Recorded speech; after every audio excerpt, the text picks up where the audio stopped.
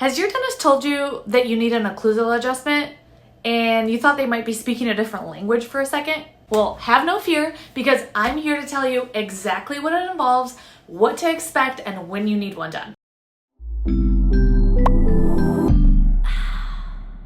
I'm Gina. Thank you for being here watching Burst TV. I'm a dental hygienist.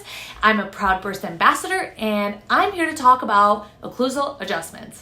You might have also heard them called occlusal alignment or occlusal equilibration. Don't worry, it's not as scary as it sounds. However, there are a few key things you should know before getting one done. So what is an occlusal adjustment? When we talk about your occlusion, in dentistry specifically, we are talking about your bite, the way that your jaw comes together and where exactly your upper and lower teeth touch against each other or fit together when you close down. Anytime you get dental work done, like a filling, crown, bridge, implants, you name it, or if you've had a cavity, chipped a tooth, had braces, have loose teeth, all these things can change your bite. Even clenching or grinding your teeth can change your bite over time. If your bite feels off, or if you have discomfort somewhere in your mouth, or maybe your dentist is noticing chipping or cracking of teeth or damage to previous dental work, they might notice some more wear in a certain area of your mouth. All of these can be a sign of an occlusal interference. You might even notice biting of your inner cheeks or the side of your tongue.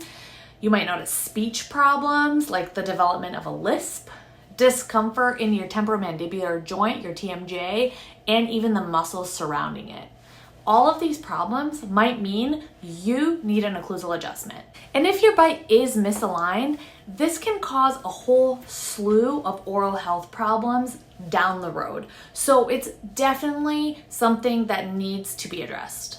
In the mouth, we're working with literally tenths of a millimeter, okay? So let's see if I can show you. From here to there is a millimeter, a tenth of that. Okay? So any little change makes a huge difference in your bite. Because there's such a small area, such a small tiny pinpoint that needs to be adjusted, you might not even be able to tell exactly where it needs to be done, but we have tools in the office, articulating paper, that can show us exactly where the adjustment needs to be done. The way we check your bite is with this little piece of paper. It's red on one side, blue on the other side. This goes right in between your teeth, so let me show you.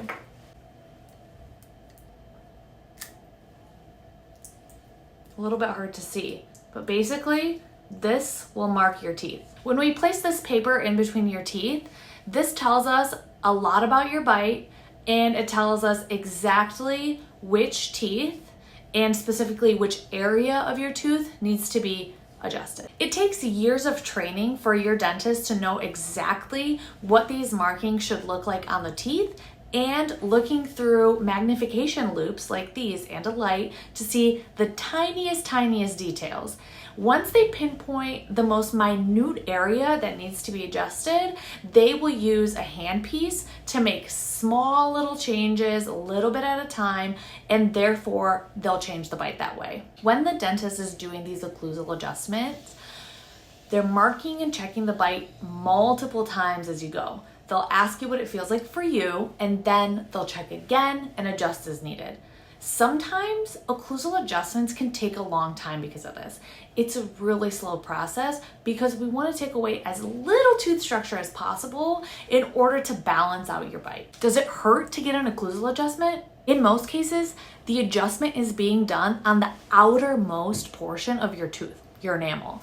Or if you're getting an adjustment after dental work has already been done, it would be on the filling or the crown that you just had done. Because these adjustments are very small, you should not have pain during this procedure. Most of the time, we prefer to do this procedure without local anesthetic because we want you to be able to feel what's going on after the adjustment is done and make sure that your bite feels comfortable to you. But if you do have a sensitive area, just let your dentist know and they'll help you out.